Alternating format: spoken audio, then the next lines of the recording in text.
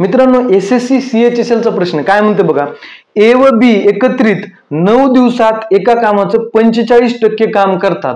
ए एकटा तेच काम 30 दिवसात करतो तर बी एकटा तेच काम किती दिवसात करेल, म्हणजे बी किती दिवसात काम करेल आपल्याला असं विचारले. मित्रांनो गणितामध्ये काय दिलं आपल्याला, ए एकटा ते काम 30 दिवसात करतो, किती 30 दिवसात करतो, आणि ए व बी मिळून त्या कामाचं 45% काम किती दिवसात करतात, 9 दिवसात करतात. तर एकटा बी ते काम किती दिवसात करेल असं आपल्याला विचारलंय. एकदम सिंपल आहे मित्रांनो. ती काय म्हणते, एका कामाचं 45% काम ते 9 दिवसात करतात. म्हणून काम किती असतं, नेहमी 100% काम असतं.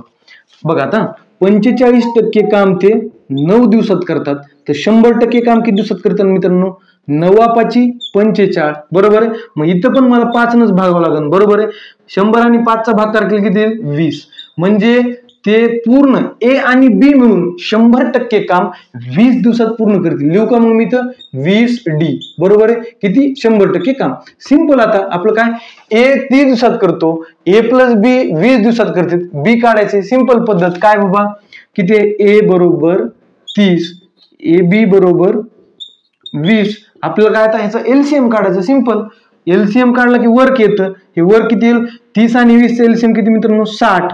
त्यानंतर येतात त्यांच्या क्षमता. ए ची क्षमता किती येईल मित्रांनो, 30×2=60, आणि ए आणि बी ची मिळून क्षमता किती येईल, 20×3=60.